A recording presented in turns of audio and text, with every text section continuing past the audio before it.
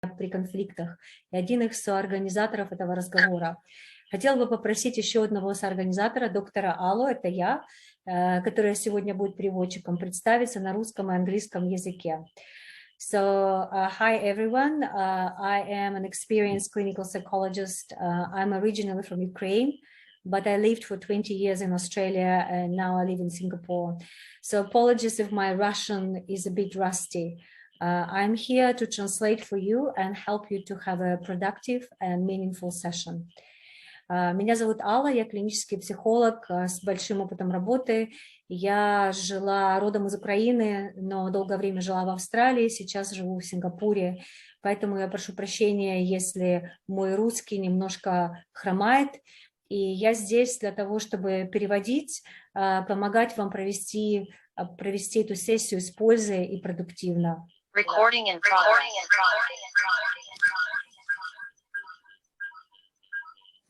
Thank you, Alla, for that. My role today, again, for those who have joined, my name is Roslina. My role today will be to facilitate this conversation for all of us and to ensure that it is a safe and meaningful conversation. For this reason, I would like to highlight 3 things. The first is to remind everyone that this conversation will be recorded and uploaded onto YouTube, as we have received several requests that people are unable to participate but would still like to access the sharing. Опять, меня зовут Рослина Чай, и моя роль сегодня будет заключаться в том, чтобы облегчать разговор между всеми нами, обеспечивать его безопасность и содержательность. Я хотела бы выделить 3 момента. Во-первых, напомним всем, что этот разговор будет записан и загружен на YouTube, поскольку нам поступило несколько таких просьб от людей, которые не могут участвовать во встрече, но все же хотели бы получить доступ к ней. Second, if you wish to share the stories about survivors you are supporting, please ensure that you do not share their names, their locations, and any potentially identifying details. Also, we ask that you avoid sharing too much graphic details about the condition in order to ensure that the time we are here together remains respectful and safe for everyone. Also, I kindly ask that you share only from your personal and direct experience and not from stories that you've only heard. Во-вторых, если вы хотите поделиться историями выживших, которых вы поддерживаете, будьте добры, позаботьтесь о том, чтобы не сообщать их имена, местонахождения и любые другие детали, по которым их можно было бы идентифицировать. Кроме того, мы просим не слишком детализировать подробности их жизненных обстоятельств из уважения к участникам и также для безопасности всех, кто находится в этой группе сейчас. Также, пожалуйста, делитесь только своим личным непосредственным опытом, а не историями, которые вы слышали. Third, if for whatever reason some of the content that you hear today triggers an overwhelming emotional response in you, we would like to encourage you to direct message Dana, if you could wave, in either Russian or English. Dana is today's safety person, and she is available to support you in a private Zoom breakout room. A safety person is an individual who is trained to hold space for you to process difficult emotions. Dana, may I kindly invite you to introduce yourself in both Russian and English. В-третьих, если по какой-то причине контент, который сегодня будет делиться, вызовет у вас эмоциональную реакцию, потрясение, мы вас призываем писать напрямую Дане Хан на русском или английском языке. Сегодня Дана наш специалист по безопасности, и она готова поддержать вас в личной Zoom-комнате. Специалист по безопасности – это человек, обученный создавать возможность, чтобы вы могли обработать сложные эмоции, если они такие возникнут. Приглашаю Дану представиться на русском и английском языках. Начну с русского. Здравствуйте. Я родом из Белоруссии, но уже где-то 22 года живу в Южной Корее. Такое широкое размещение. И сейчас, в настоящее время, я фасилитирую круги и тренинги по диалогу, эмпатии, трансформации конфликтов и гендерным вопросам. И моя задача сегодня состоит в том, чтобы, если в какой-то момент вы почувствуете, что эмоционально вы не можете спокойно находиться, слыша, может быть, какие-то вещи, которые будут произнесены, то в тот момент, пожалуйста, дайте мне знать, и моя задача будет пребывать с вами в том, в чем вы находитесь. А вы можете написать в чат мне лично, и потом у нас будет комната вместе с вами. I'm originally from Belarus, but about 22 years I've been living in South Korea, and presently I am facilitating and leading trainings in conflict resolution, dialogue, empathy, in gender issues as well. And my intention today is to be present with whatever is happening for you. If at any moment in time you feel triggered by something, by the words or images or whatever, just feel free to contact me and I will be present with you to my best ability. Thank you. Thank you, Dana. Let me now introduce today's panelist, beginning with Victor, who is a founder and executive director of IENET. He holds a master's in conflict, peace, and security, and also a postgraduate diploma in sex and gender-based violence. Victor is also a United Nations accredited mediator and the youngest African national nominated for the Nobel Peace Prize in 2015. Позвольте мне теперь представить сегодняшних участников дискуссии, начиная с Виктора Очина, основателя и исполнительного директора IENET, который имеет степень магистра в области конфликтов мира и безопасности, а также диплом в области сексуального и гендерного насилия. Виктор также является аккредитованным медиатором, посредником Организации Объединенных Наций и самым молодым гражданином Африки, номинированным на Нобелевскую премию мира в 2015 году. Born in a northern Uganda refugee camp, Victor grew up amidst violent conflict that displaced over 3 million people and saw more than 60,000 forcibly recruited as child soldiers, including his own brother. At the age of 13, Victor took a stand for peace by founding the Peace Club to counter child soldier recruitment efforts conducted by both the government of Uganda and the Lord Resistance Army. In the face of threats to his life and his safety, Victor's commitment to peace remained steadfast throughout the decades. And I am grateful that Victor has very kindly agreed to be present here today to share his experience. Родившийся в лагере беженцев на севере Уганды, Виктор вырос в условиях ожесточенного конфликта, который привел к перемещению более 3 миллионов человек и стал свидетелем того, как более 60 тысяч детей были насильственно завербованы в качестве детей-солдат, включая его собственного брата.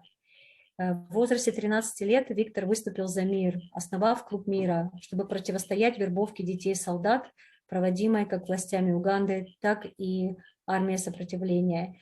Несмотря на угрозы его жизни и безопасности, приверженность Виктора миру оставалась непоколебимой на протяжении десятилетий. И мы благодарны за то, что Виктор любезно согласился присутствовать сегодня и поделиться своим опытом. Let me now introduce Judith. Judith, could you please wave?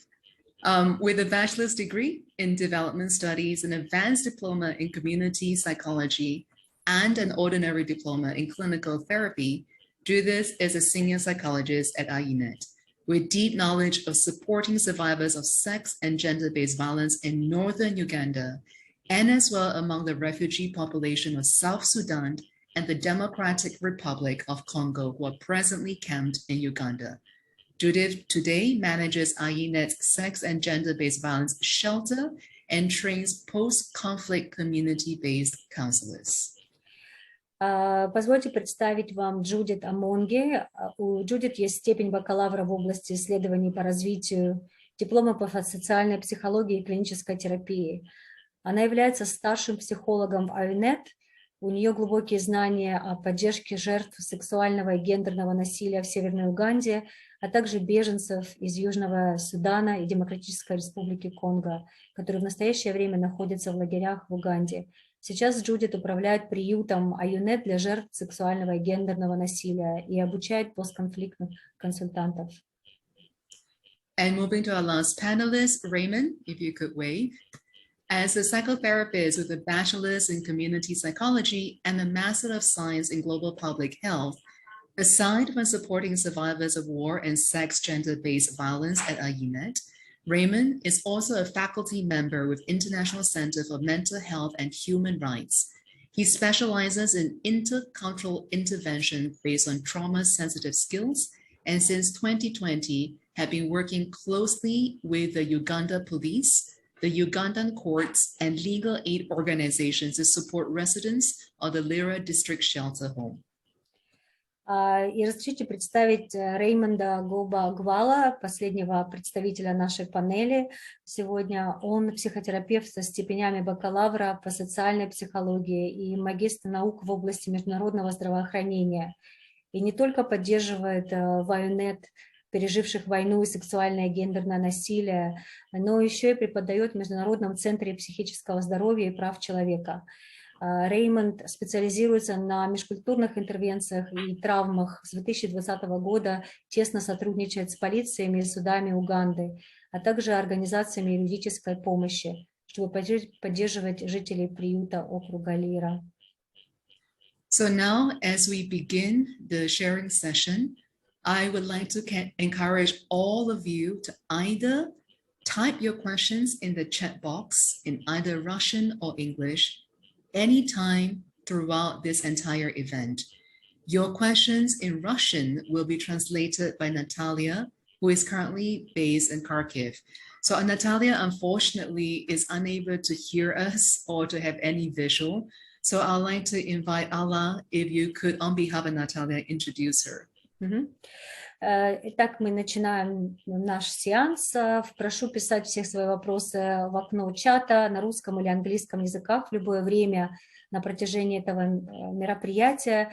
Ваши вопросы на русских будет приводить Наталья Павлях, которая она является редактором, работает в новостях. И она сейчас находится в Харькове, но, к сожалению, она не может присоединиться. У нее нет ни звука, ни камеры, но она видит наш чат. Поэтому, пожалуйста, пишите ваши вопросы, она будет переводить, и мы будем их задавать нашим специалистам. There will also be plenty of opportunities for you to ask questions in person, because it would be nice to hear your voices as well. Now, in which case, Alla will be translating your questions into English.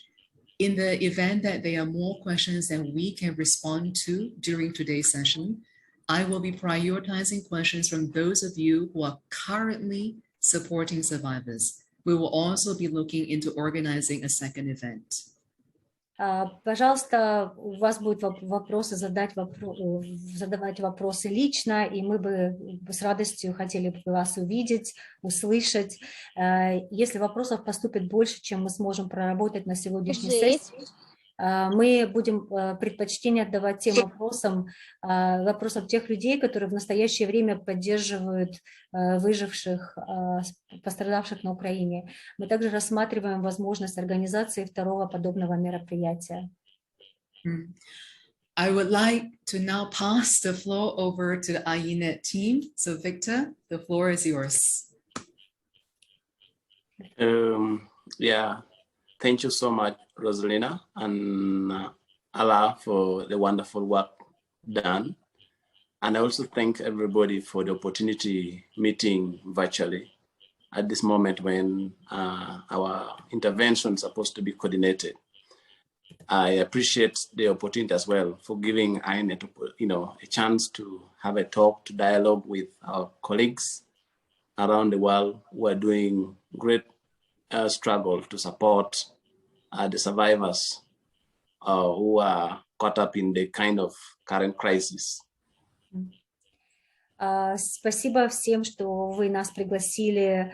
Для нас это большая честь участвовать в этом семинаре, чтобы мы могли помочь ответить на вопросы, которые важны, и поддержать в этот тяжелый момент, поддержать и помочь друг другу.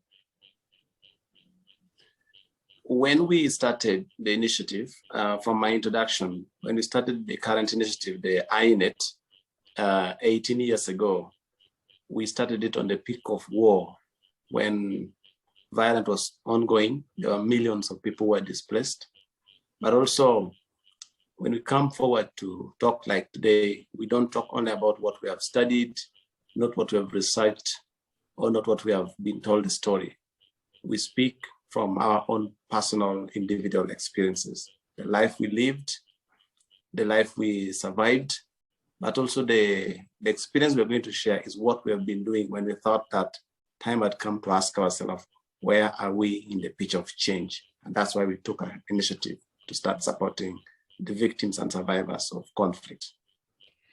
Когда мы начали инициативу INET, это было в середине конфликта, войны, и то, что мы будем сегодня, то, о чем мы будем говорить, это не идет из книжек или университетского образования, это то, с чем мы сталкивались, то, что мы видели, пережили во время этого конфликта. So we are not claiming to be knowing the answer, but we are coming to share our experience of what we saw it worked, because we know war destroys the one most important institution, the family, and of which the family, the mother, the daughter, child is the heart of the family. Did you say, sorry, can you repeat about the family? What did you say? I didn't hear. I did say that war destroyed the most important institution in our community. It's not the government offices, it's not the UN, but war destroys family, which family is the most important institution in our life. Что война, она не только уничтожает государственные учреждения, но она уничтожает самое важное, это семья. Семья, которая состоит из мамы, отца и детей. And over the years, we also saw ourselves as a child, myself growing up, I saw my mother struggling to look for us what to eat. But the worst fear was the fear if my mother or my sisters who had gone to fetch water would not be raped by the men in uniform. This is the encounters that we grew up fearing as children, because we saw it was always happening in the community, that women and girls were always being sexually abused as a weapon of war. Когда мы росли, и часто мы не знали, что нам есть, но самый большой страх был, это когда нужно было приносить воду, потому что, чтобы наши женщины ходили за водой, было очень страшно, чтобы их не изнасиловали солдаты в форме. То есть мы с этим сталкивались, мы жили в этом страхе постоянно. And I know for sure that peace is a license to a dignified life. But in the event that things are difficult, like it is difficult, it calls for the people of goodwill, people who are committed and dedicated to step forward and do the work to support the victims and survivors. And that's what we did as INET. To date, we have supported reconstructive surgical repair to women, men, and children who were abused during war. Over 25,000 of them have received reconstructive medical rehabilitation, and hundreds of thousands have been supported psychologically to heal. So we all need to do work together to create Sorry, I'm speaking English. Мы все должны работать, чтобы продвигать мир, и чтобы позволять людям вести жизнь и возможность работать. И в IUNET они поддерживали огромное количество людей, медицинскую реабилитацию после сексуального насилия, и также тысячи и тысячи людей психологическая реабилитация в том числе. And lastly, before I pass on to my colleague, is our vision from the very beginning. What we knew for sure was that for us to better respond to the crisis at hand, we need leadership. And that leadership, INET provided that leadership. And we needed to mobilize the people with good heart, people with knowledge. And that's why we brought in the team of psychologists and psychiatrists and doctors and others to work together. So it started from the leadership that assembled the right people, like what we are doing right now. And that was driven by a single vision of healing. It was about healing, restoring hope and dignity of the survivors. And that's what we thought. We are answering the questions, the right questions with the right answer. It comes from leadership to the team you mobilize, like we are mobilizing now. Очень важно это лидерство, чтобы лучше к кризису, чтобы отвечать на кризис. Если хорошее лидерство, то можно мобилизовать нужных людей, у которых есть знания, психологи, психиатры, которые все под одним девизом, чтобы помочь людям восстановить уважение и надежду. Это то, что делает INET. Let me add something that although when we are coming forward, we had that feeling that we are bringing solutions, and we were wondering, why is that there's too much suffering? Why all this kind of pain? We did not know that the best way for us to respond was to answer ourselves our own questions. So instead of asking more questions, we thought that the only way we could change life, could bring about change, is to ask more questions. And that's what we're asking. What are we doing best with our life in the moment of crisis? That is the question that drove us to become who we are today.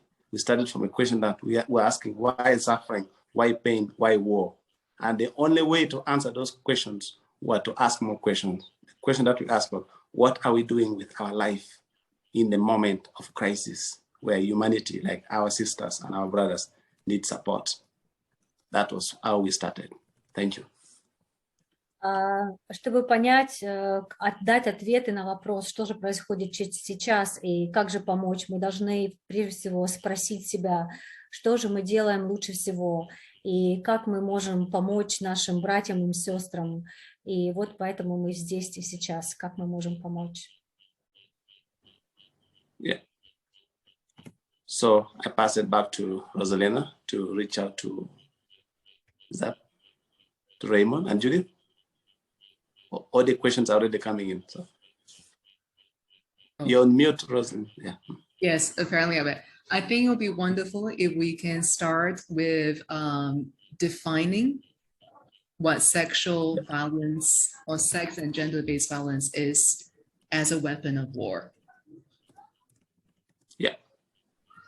Мы начнем с того, чтобы определиться, что такое сексуальное, гендерное насилие в качестве оружия войны. As I wait for my colleague Judith and Raymond, I can just give the brief overview. What we saw during war, there were several means of destruction that were brought in. One, use of guns, use of displacement, destruction of properties, abduction of children, mutilation of bodies. But then an area that people felt the enemies always felt against each other was in order to create massive indignity, destruction, torture, is to rape or to sexually abuse or sexually mutilate the person from the opposing side. То, что мы видели во время войны, мы видели много методов разрушения, использования оружия, разрушения жилищ, похищения детей. Но то, что мы потом увидели, это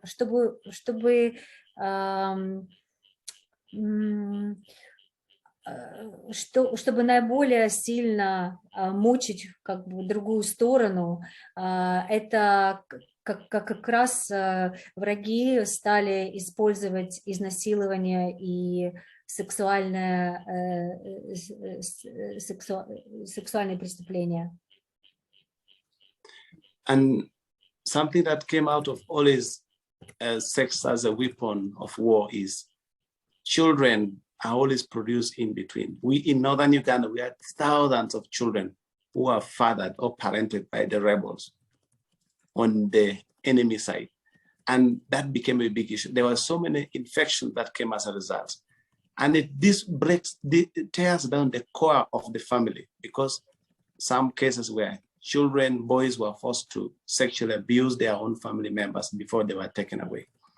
And then while in captivity, as a form of torture, as a form of greater humiliation, they even went on to keep on raping. And that was purposely to tear the core of the family, to create more stronger spirit of fear, anxiety, and to create an environment where nobody would want to come back and live at home where he was forced to rape his own sisters. So I think my colleagues Judith and Ray will pick up from here. Okay, thank you so much. Sorry.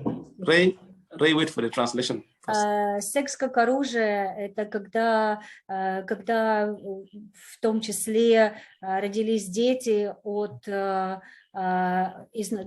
матерей, которые были изнасилованы, плюс много инфекций. Все это совершенно разрушает семью с самой сердцевины. И было так, что мальчиков заставляли насиловать членов их собственных семей. Это привело к разрушению семей, внедрению страха.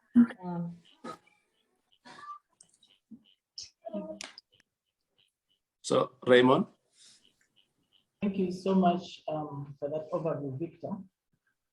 I think the key question was sexual gender-based violence being used as a weapon of war. Now, we would ask ourselves, we would try to think as a human being, would ask yourself, why would the rebels use rape as a way of torturing the women and children? So one thing that we came to realize is they wanted to dehumanize the population. They wanted to create fear amongst the populations. And that is by reducing the dignity of the people in the communities. Что оружие войны – это что нужно думать, нужно понимать, что изнасилование, сексуальные преступления – это является оружием войны, потому что это привносит много страха в население и также уменьшает достоинство людей.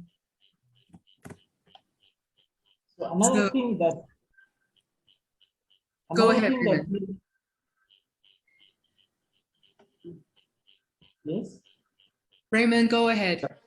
Okay. How did sex become a weapon in Uganda? Child trafficking. They abduct children and children are sold. Then the girls are sold into prostitution. The children leave their homes, and when the parents are beaten and tortured, the children have no sense of belonging. And at the end of the day, these children become child soldiers. Они захватывали детей, девочки были проданы в проституцию, родители избивали и их мучили. То есть все это происходило на регулярной основе, а дети становились солдатами войны. So to the IENET team, I think one of the questions that we received before this session are mental health workers, psychologists, psychiatrists, psychotherapists who are supporting women who have become pregnant because of the rape. And they have a very, very short period of time under incredible stress to have to make a decision whether to abort or to keep the baby. Can you guys share your experience on how do you support these women? What would you advise? Один из вопросов, который мы получили, некоторые женщины, которых изнасиловали, они забеременели, и им нужно принимать решение очень быстро, под очень большим напряжением, оставлять этого ребенка или не оставлять. Что бы вы на это ответили? Thank you so much for the translator and persons that have given their views.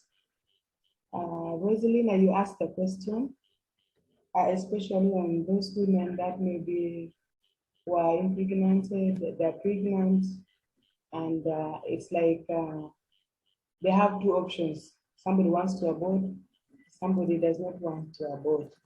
And how can we, as the mental health team, help this person?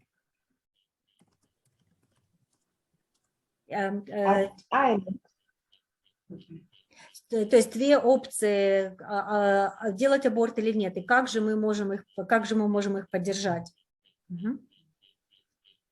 Okay, we at INET, we have so many approaches that we do to help this client out of their situations. First of all, it is not the decision of INET or the decision of the therapist. Прежде всего, важно понимать, что это не решение терапевта или организации, в которой вы работаете. First of all, we look at the safety and the stabilization of our clients. Прежде всего, нужно сфокусироваться на том, чтобы привести клиента в состоянии безопасности и стабилизации, в стабилизированное состояние. A client that comes with such a condition to you, sometimes they feel they are not safe. They're more safe, did you say? Of course, safe, as in where they live, because at some point maybe they live where the perpetrators are, and they have that fear in them. Mm-hmm. So you need to make sure that they're safe. Yeah, first of all is this. Yeah. The safety and stabilization. Yeah. Что первое, очень важно, конечно же, безопасность, потому что они могут находиться в районе, где оккупанты и где человек, который это сексуальное насилие совершил. То есть очень важно, чтобы женщина находилась в безопасности.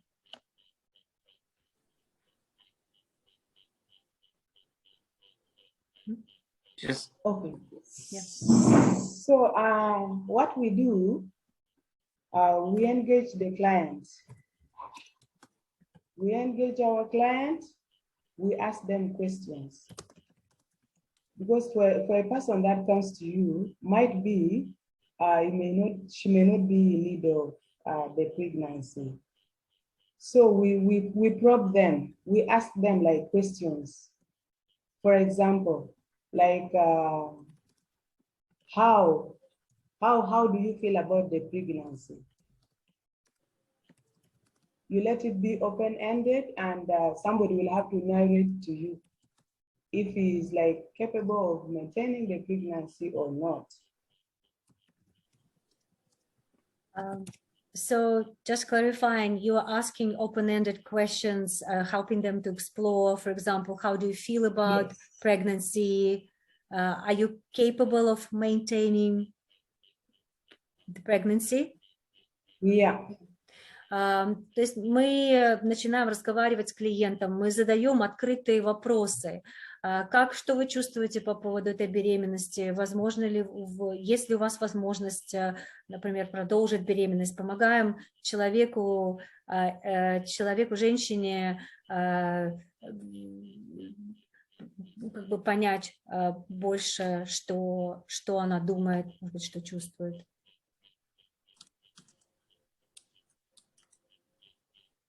Okay, so in Yes, this, when we ask them questions, we allow them to express. And when they talk to us, in fact, it's like a client-centered therapy. We allow them to talk and take decisions by themselves. We don't advise them. И когда мы задаем эти вопросы, мы разрешаем им говорить. Это client-centered, клиентно-центрированная терапия. То есть мы не ведем эту дискуссию ни в какое направление. Мы просто создаем безопасное место для них. Okay, so in short, that is what we do as a therapist. And we don't do it only once, because at some point, anything might arise during your session with your client. So we need to go on with the therapy and doing follow-up with the client, because anything can happen. So your client needs to share with you her experience, but not forgetting of the past experience. We normally ask about that, if it had happened to them before, or it is a new thing in our life. Yeah. And do you have an average number of sessions approximately?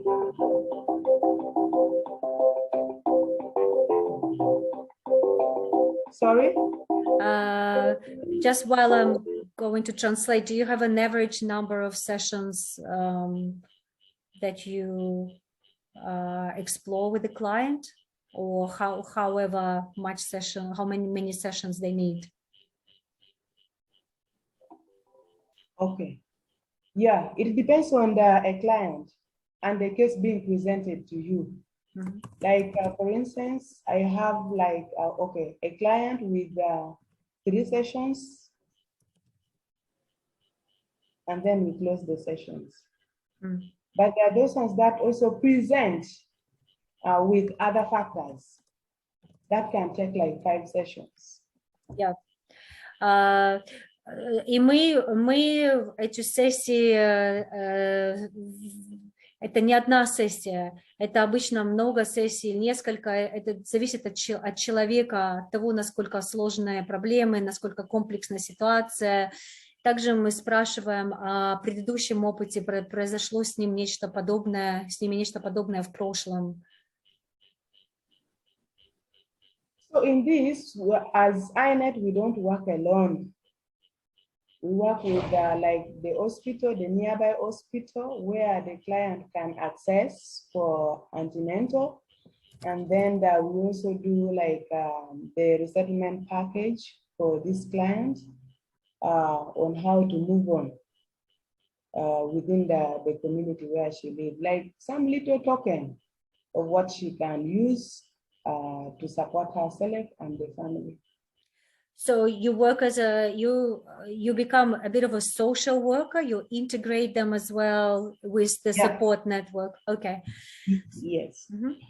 So они интегрируют клиента с госпиталем и помогают женщине впоследствии, то есть, я так понимаю, это какой бы ни был выбор, они помогают, поддерживают, то есть немного такой социальной работы в том числе. So I think that is the brief I can give on that issue. Mm-hmm. If I may add something on that, Judith, I think an area which is difficult for a counselor or service provider, it gets down to political reality. Maybe the client wants the baby be removed, to be aborted, but the law of the country does not support abortion. And maybe the environment is religious complexity. Some religion will not support that. Or the health of the client also matters. If the client is in a bad health, or maybe is being injured during the war or during the process of rape, you also advise accordingly. You give your own observation. That's why Judith said that we work in collaboration with the area health workers, also with authority, so that we know what it's going to look like, because there is one handling the situation now, then the post when the baby is born. How the environment is going to perceive, society is going to stigmatize, our population are going to point fingers. They might start speaking different languages, the language differences. These are all political dynamics that will always be very difficult.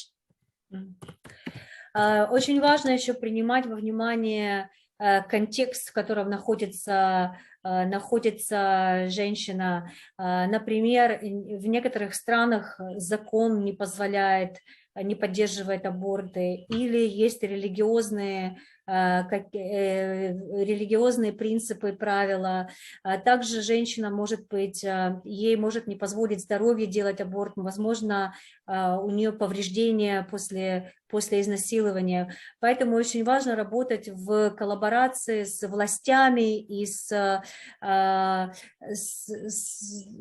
другими работниками, которые могут помочь прояснить эту ситуацию для вас и для вашего клиента, потому что важно думать о будущем этого человека, о стигме, которая будет окружать женщину, политической динамике. And then also an area which has been very difficult in the resettlement, in the post-conflict community, has been majority of these children who are fathered by the rebel leaders, especially those who commanded the atrocities in the community, were rejected by the members of the mothers' families. And that means society doesn't accept them. And yet they don't know where they belong. Some of their parents have fathers have already been killed. So it has been difficult, and that's why, yet the government doesn't have any plan to get a special package to support this population. And most of them have actually ended up becoming street kids right now.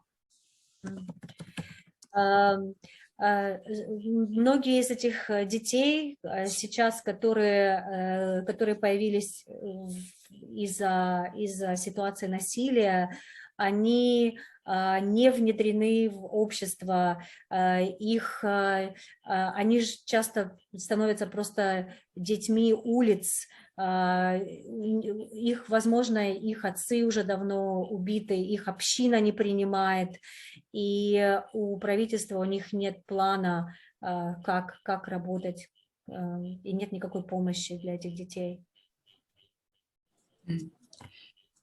So, Victor, Raymond, Judith, I'm wondering if, based on your experience of advising the survivors, what are some of the most common personal resistance, apart from all the structural complexities that you have mentioned?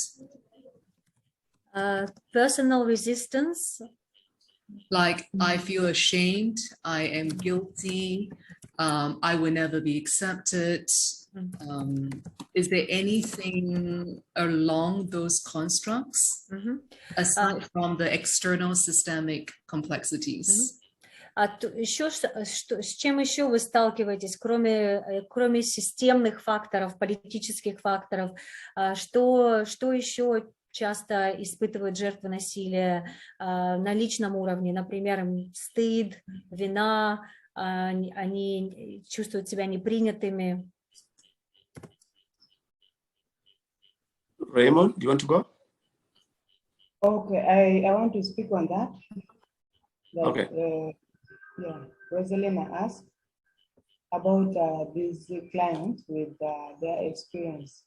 I must tell you that some of these clients have been abducted, and they were made soldiers, and at the same time they were also being used as in the sex work, and you will get to realize that your client is a victim and is also a perpetrator at the same time.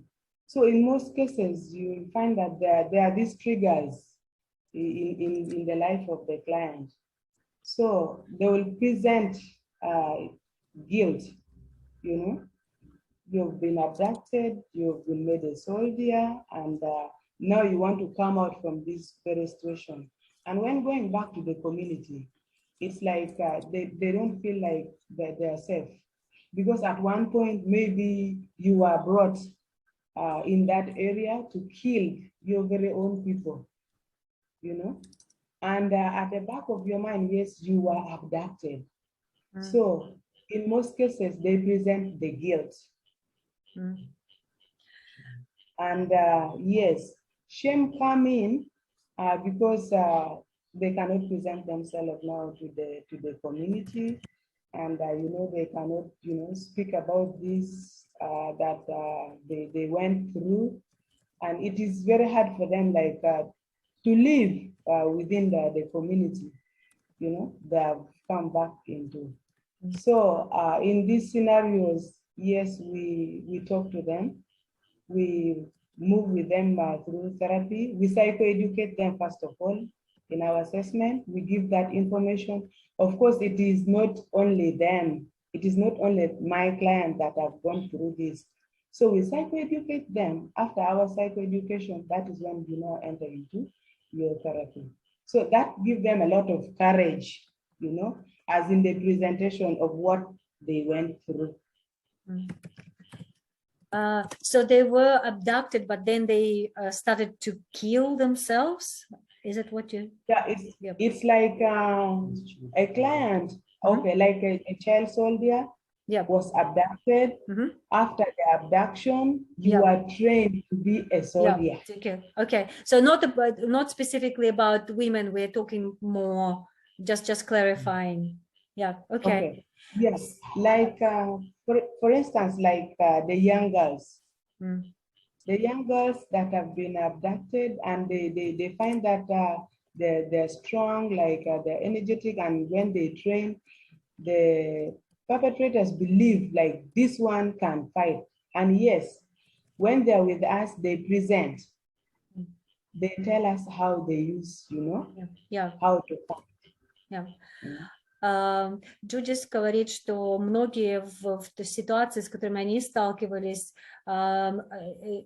многих похищают, например, для секс-работы, то есть это они жертвы, но в том числе они потом становятся и на стороне насилия, силы, потому что их заставляют убивать, в том числе и девочек. И потом тяжело очень им интегрироваться назад в общество, у них чувство вины, и вроде как с одной стороны их захватили в плен, их заставляли, но с другой стороны они делали эти действия, и первое, что они делают с такими людьми, это они проводят образование, они рассказывают, дают информацию, они корректируют ложную информацию, которая есть у их клиентов, и это очень помогает. So let me move on to some of the questions that has been coming through the chat box, because I feel that this question alone can take a lot of time. So this one particular question concerns a child who has witnessed the sexual abuse of his or her mother.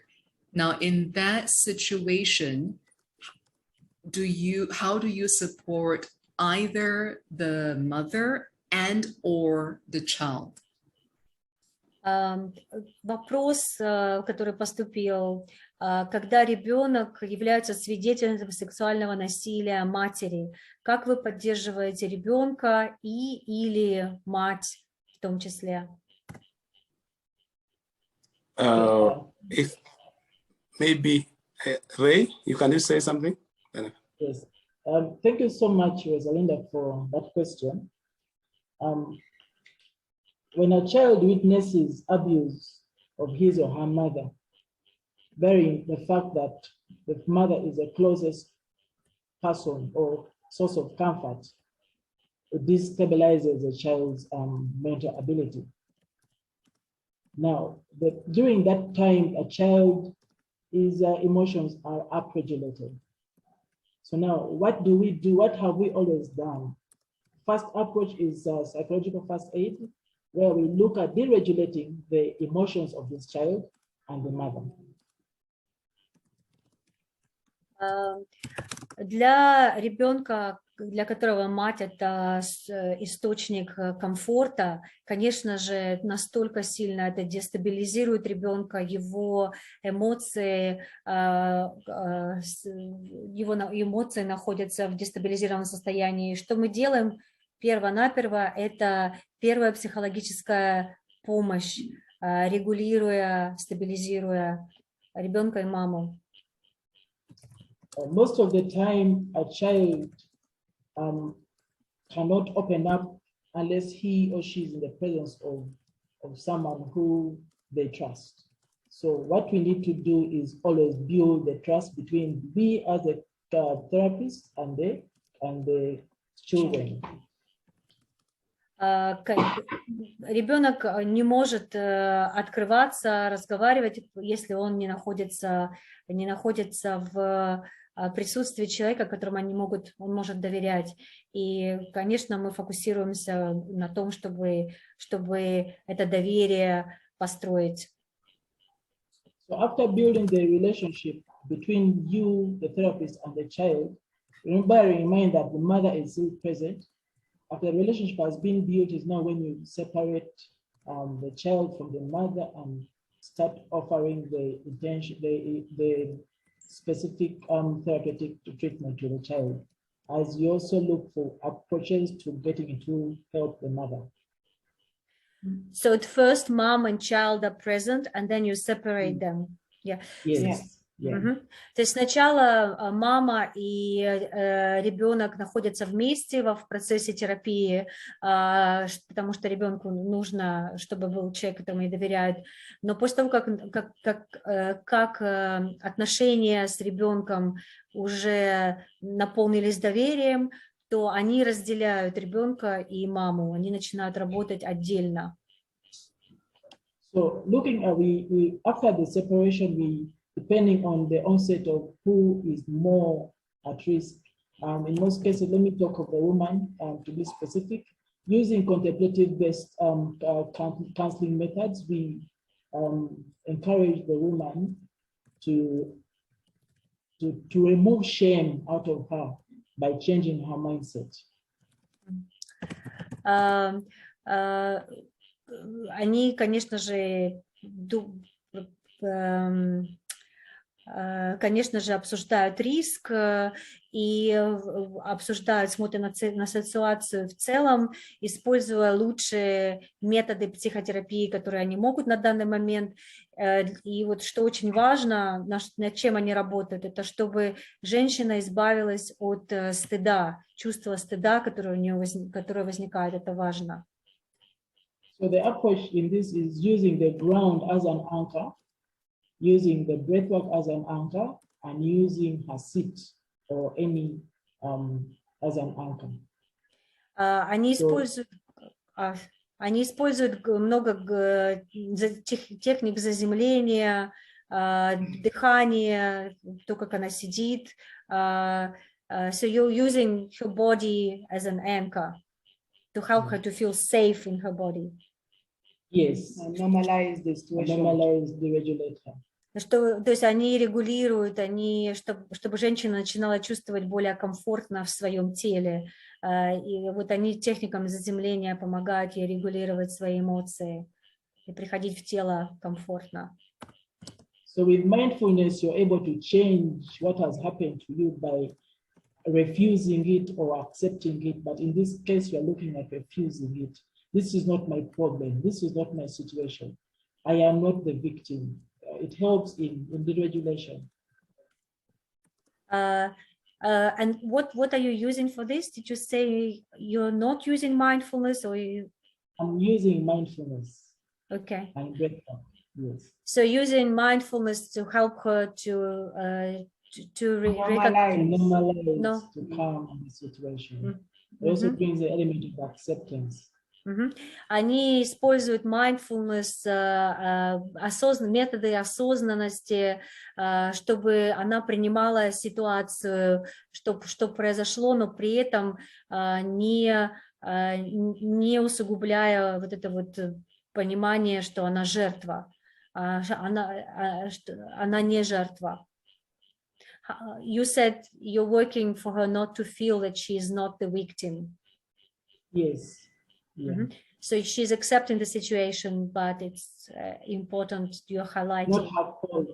It is not her fault that she went through what she went through, but it has already happened. So it brings in acceptance and also brings in quicker healing. And in that, because if you look at that, most of her sensual nerves have already been awakened, and now we're looking at calming it down. Essential nerves, sorry, I can't get it. The stress nerves have been awakened. So Okay. looking at regulating it. So, Can we clarify if this is for the mother or for the child? that is the mother. The mother. The child, we have not yet started. То есть для мамы много для регуляции ее эмоциональной системы, потому что у нее тоже полная дисрегуляция, нервная система находится в таком состоянии, как ужасном. И, опять же, вот mindfulness, осознанность, принятие, я не жертва, вот grounding, безопасность в теле, вот такие методы они используют. But this intervention does not go alone. It's also done with other therapeutic treatments that comes in, like the cognitive behavioral therapy and the narrative exposure therapy. So it's not alone, but this approach was for deregulation of the onset of the problem.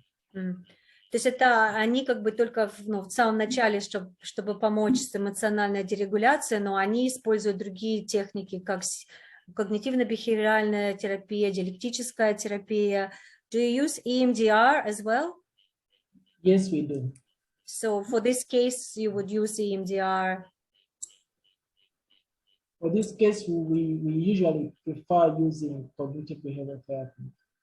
But EMDR we use depending on the presentation of the symptoms. То есть они будут использовать и EMDR, я не знаю, как это перевести, я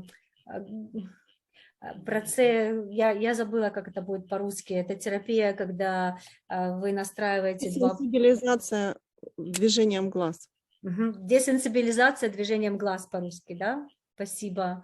Вот, но они предпочитают ее, они тоже ее используют, но они предпочитают вот CBT, когнитивно-бихевиоральную, диалектическую. Now, when we are, that was just a case scenario of looking at the mother and all other mothers who are victims of the same scenario. But with children, after breaking the relationship, the emotional bonding between us and the children, most of the time we use the art therapy. А с детьми в основном мы используем арт-терапию. So art therapy is a mixture of too many techniques, depending on the age of the child. If the child can write, the child will write.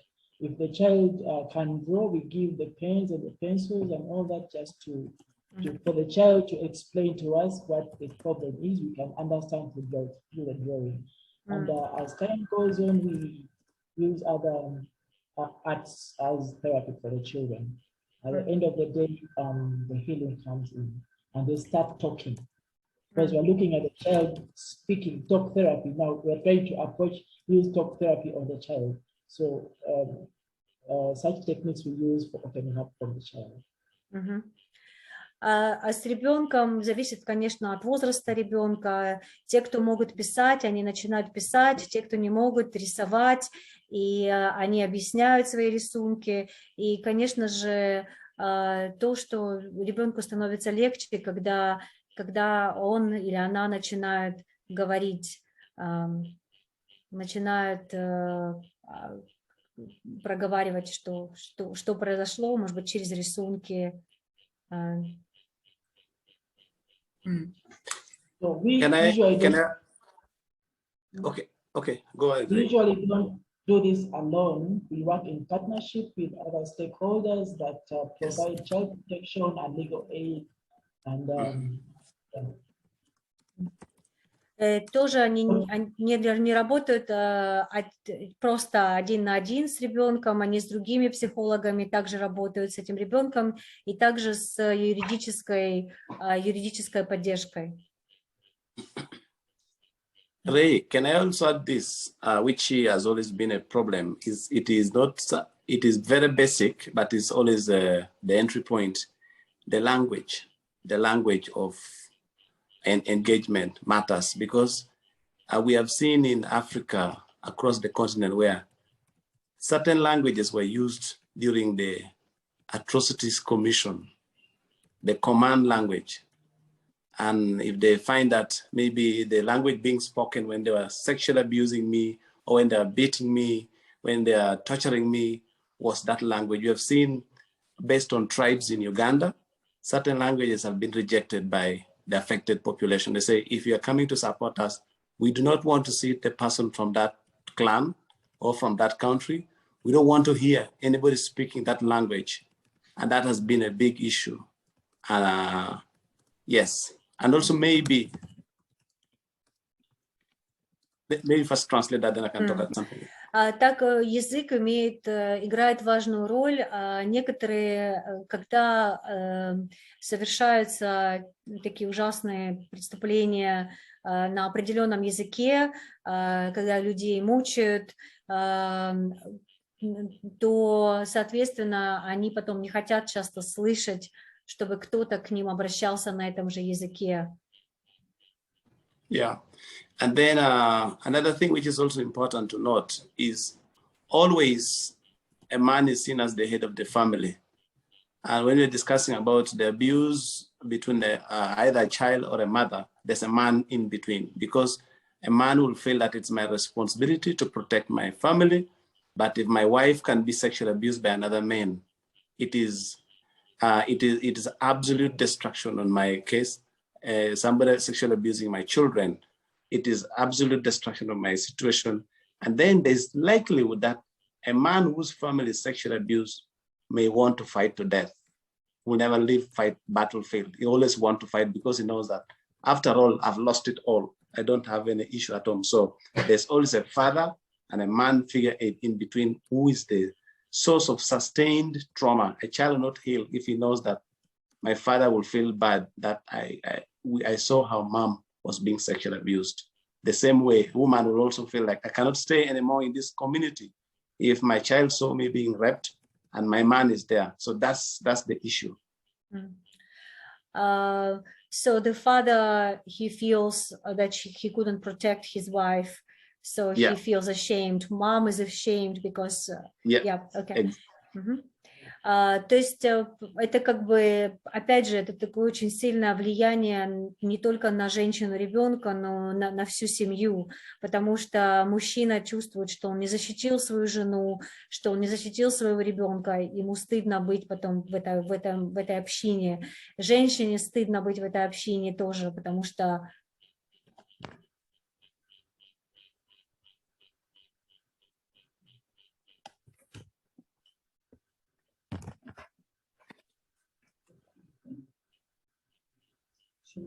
Rosalina, you're on mute. We can't hear you. Hello? Yeah. Something happened. I'm here. Can you hear me? I can't see anyone. No, okay. Everyone was frozen for a moment. Oh, okay. Sorry. So it is Rosalina, very important we cannot that hear you. It looks like she's talking, but we cannot hear. I've been talking and nobody hears me. This is 2 years of Zoom and I still do this. Okay. I want to make sure that in the last 20 minutes, we have time to respect the questions that are coming in. And this particular one, there's two. In a situation where a woman does not want to have a child, but she's afraid of the sin of killing this unborn child, and she is afraid of becoming a murderer, and her entire energy and mindset is obsessed, hung up about the possibility of killing a child. How do you guys work with a woman in that situation? Когда женщина очень переживает, что если она убьет ребенка, то это очень сильный грех. И хотя она не хочет этого ребенка, она, но вот она боится греха. Что вы можете посоветовать в этой ситуации? I'm sorry, my computer is doing something really weird, so yeah.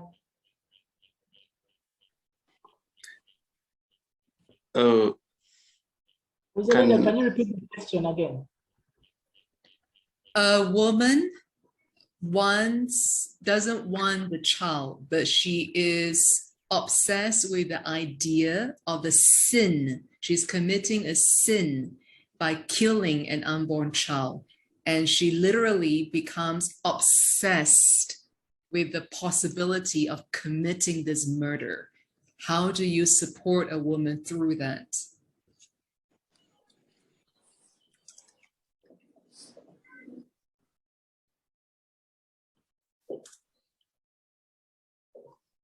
Okay, thank you so much.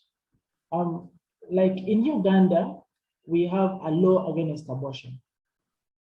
However, as a psychotherapist, we look at client-centered decisions.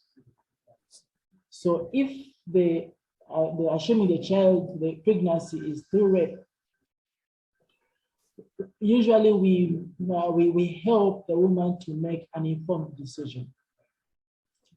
And in the informed decision, we follow according to what she desires. If she desires to abort, there are medical reasons why a woman can abort. So although the law is against abortion, there's also a bit of the law that encourages abortion in Uganda, depending on the presentation and the cause of how the child came in. So our law is a little flexible. However, in this context, we encourage, the decision usually comes from the woman, and we follow accordingly to her decision. But that bearing in mind, we still offer therapeutic counseling to help in her decision making. So in this context, we go according to the desires of the client. В этой ситуации они идут то, что хочет клиент, они помогают. Например, в Уганде по закону нельзя делать аборты, но можно делать аборты по медицинским причинам. И таким образом закон может быть немного более гибким. И они как бы помогают женщине понять разные варианты, и решение, конечно же, принимает женщина. Они ее поддерживают в решении.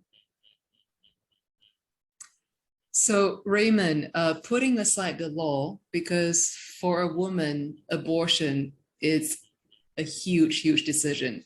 So I think this question, by the way, the person who is asking this question, please, I welcome you to clarify it if you feel that the question has not been presented properly. So I think the question here is the personal guilt, the personal shame, the personal fear, the personal obsession that I am about to kill a life, commit murder. How do you deal with that? Если мы отложим в сторону закон, это именно человек лично, он обсессирует, что я вот убью ребенка, это моя вина, я такой поступок совершаю. Что вы можете посоветовать в этом случае? You know, usually making an informed decision, you bring in the pros and the cons. You help the client to one, you have to let the person know that, first of all, the pregnancy probably was not at that person's will.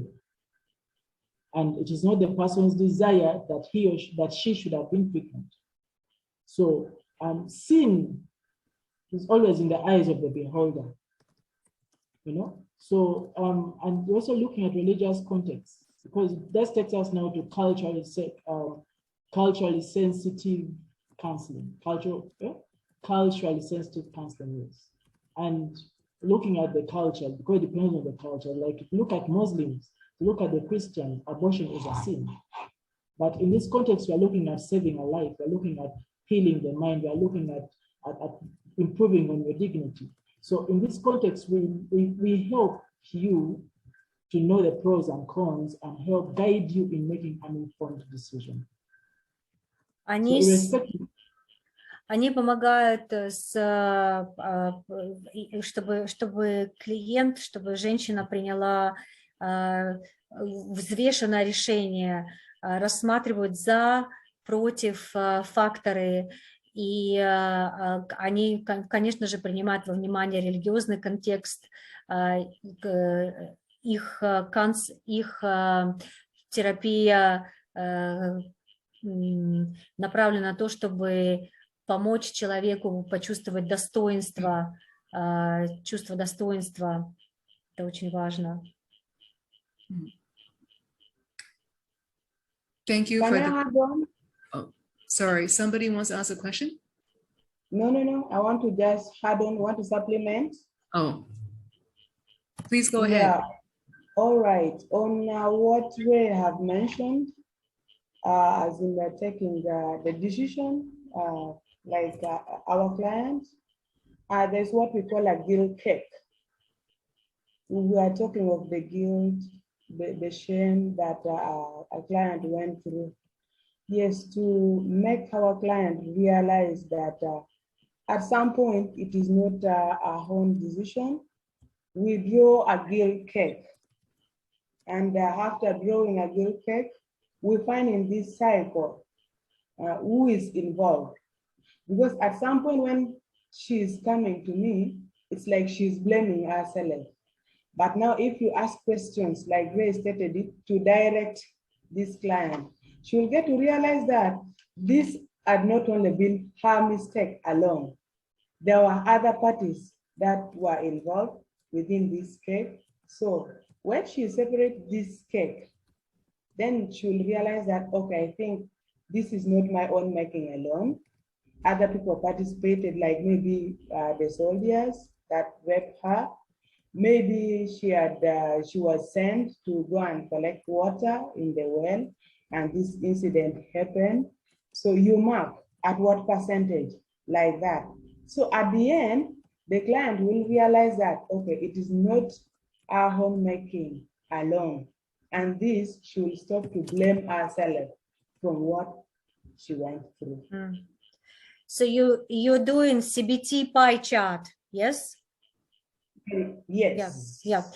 То есть, что они делают? Они помогают, рисуют, например, с клиентом, как это называется по-русски, pie chart, когда ответственность начинают распределять, и человек видит, женщина видит, что, например, вот ответственность лежит не только на ней. Может быть, вначале она думает, это только моя ответственность, но когда вы делаете это когнитивно-бихевиоральной терапии метод, когда вы начинаете рассматривать, ага, где еще ответственность кого? Кто-то меня послал за водой, когда меня изнасиловали. Вот этот человек, который меня изнасиловал, тоже, конечно же, играет ответственность. Как бы то чувство вины и ответственности уменьшается таким образом. So with that, the last 10 minutes, I would like to ask 2 last questions. I apologize that we cannot respond to all the questions that have come.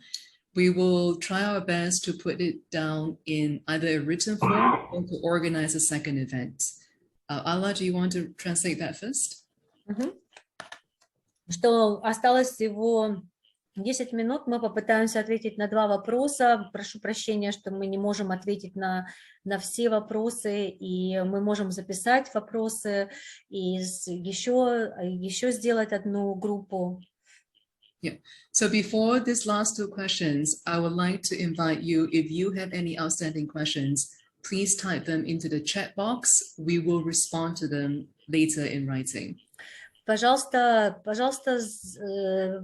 напишите вопросы в чат-бокс, которые у вас есть, и мы на них ответим позже. Не сейчас, но или позже напишем ответы, или, ну, может быть, как она сказала, уже проведем вторую сессию. Okay. So the last two questions, same category of questions to the IENET team, is what are the, I would say, top 3 things that has to be met, the features, when you organize a center for victims of violence? And when you organize that center, what are the top 3 priorities when it comes to training a team of psychologists to work with such survivors? Когда вы организовываете центр по помощи людям, пострадавших от насилия, какие должны быть 3 наиболее приоритизируемые особенности этого центра, и какие 3, and what was the other one? 3 priorities of... When it comes to training a team of psychologists. И 3 приоритета, когда вы проводите тренинг команды этого центра.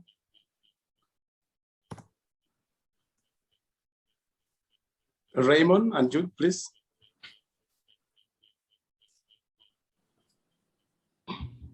Thank you so much. What are the features of organizing a center for victims of violence? Number 1 is the environment. We look at the environment. The environment that we are organizing this, the environment that we are instituting a shelter home for these, for now I use the word victims, because they will have still been victimized by the perpetrators. And as they are now getting out of the shelter, they become survivors. So you forgive me for using the word victims. One of them is the environment. The environment should be in a very conducive place that is free of violence itself, and a place that does not trigger the victim's emotions. Первое, что важно для такого дома, это окружение, среда, чтобы там не было никакого насилия, чтобы ничего жертв не триггерило, чтобы это было хорошее место для жертв.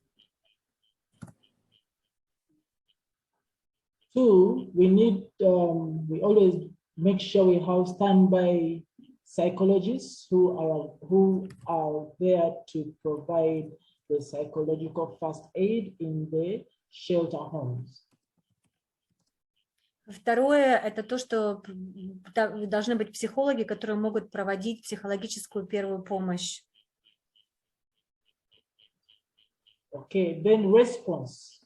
We need a response. We need a technique for response where we have standby vehicles and a team or human resource that is at the standpoint waiting for any call to respond to the victims of GBV.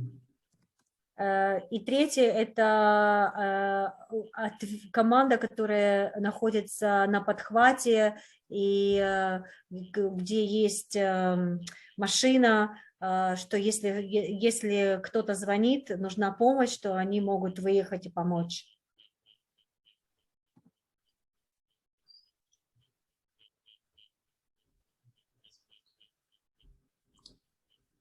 Judith, do you have anything? No, I think what we have mentioned, it's for question 1, it's quite okay, because like in the responding, where we are looking at the follow-up on how our clients are faring within the community, their coping mechanism, within the community. And if there are triggers, again, it is our responsibility to ensure that we help this client out in that very moment. So I think these are key important things, because you might find that you've talked to the client and there are triggers. If you don't do a follow-up, there are triggers within the community. So that is why follow-up is very important and very key as into our client coping mechanism. Важно, чтобы было, чтобы вы рассмотрели ситуацию, в которой находится клиент. Например, если это человек в комьюнити, а там могут быть триггеры для него в комьюнити, то есть надо это тоже оценить. So thank you for that sharing. As we come to a close, I sincerely apologize. I personally feel that time has flown very quickly, but out of respect, because we requested for 90 minutes of your time, I would like to pass the floor over to Victor to kind of just summarize what you, not only what you heard, but perhaps what you intuit are some of the questions that are floating in this group of people. Прошу прощения, опять же, много вопросов, много кажется, что мы только начали, но мы с уважением относимся к вашему времени, и поэтому мы должны закрывать эту группу.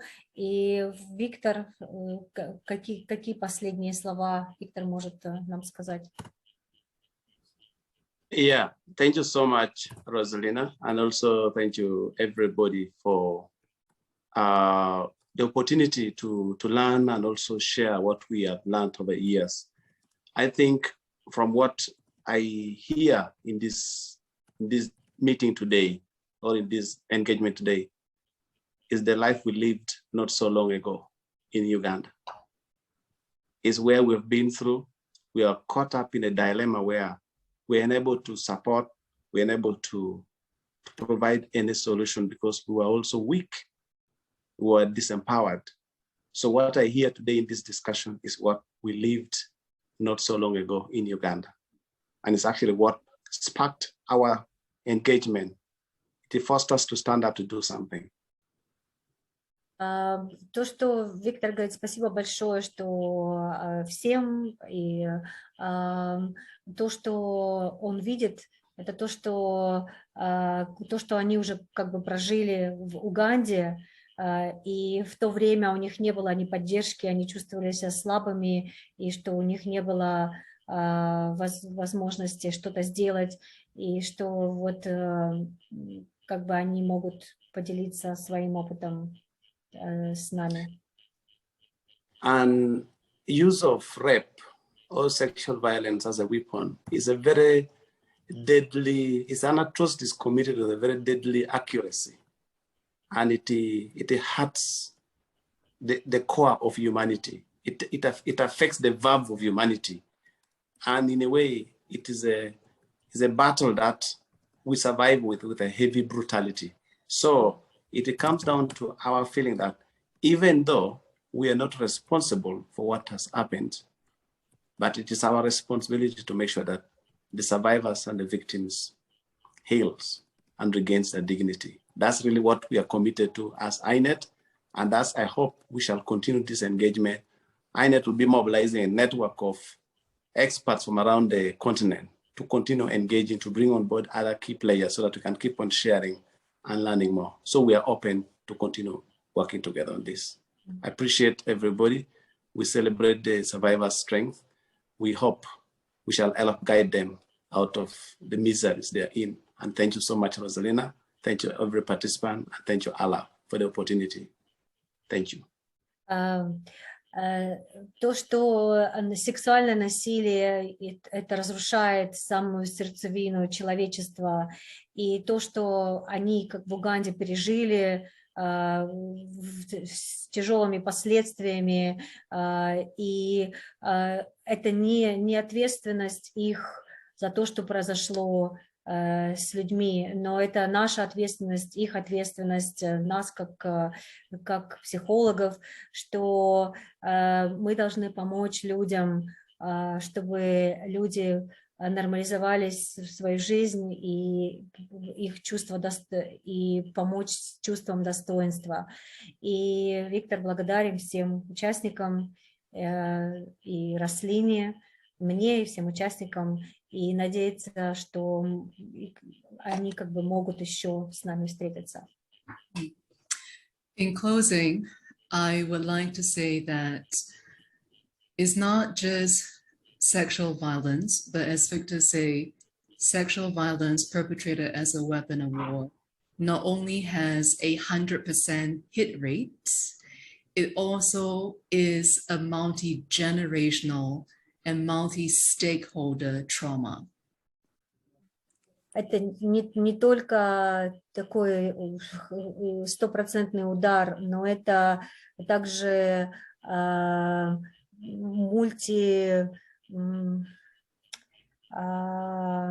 мультисемейная, мультинациональная, multi-generational trauma.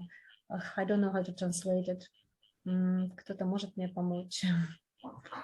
Травма, которая проходит межпоколенческая. да, которая проходит между поколениями. Yeah. And the unfortunate reality is that very few people have the patience and the wisdom and the resilience to journey with all the victims and survivors of this atrocity. И, к сожалению, реальность такова, что очень маленькое количество людей могут высидеть с такой тяжестью, то, что произошло с людьми, и слушать те тяжелые ситуации, в которые они попали. Especially when emotional trauma is something that is not obvious on our skin or on our faces. As we sit here and look at one another's face, do we truly know what each of us are carrying inside, let alone the survivors of these atrocities? И к тому же эмоциональная травма, мы ее не видим на человеке или на лице человека. То, что мы смотрим друг на друга сейчас, и мы не знаем, что с каждым из нас произошло. For this reason, I'm very grateful to Victor, Raymond, and Judith for all these decades of staying in what must be very, very difficult situations and finding ways to share your experience with all of us here today. Что Рослина говорит, насколько она благодарна Виктору и Реймонду, и Джудит, что эти люди, которые десятилетиями поддерживают людей, которые находятся в такой тяжелой ситуации, прошли через такие испытания. И мы благодарны им за их время, за то, что они пришли помочь нам. And to the extent that it is meaningful, I don't wish to assume what every one of you may be experiencing. We did not have an opportunity to speak, but I wish to say that in solidarity, we hope to stand with you and we hope to find ways to continue supporting you.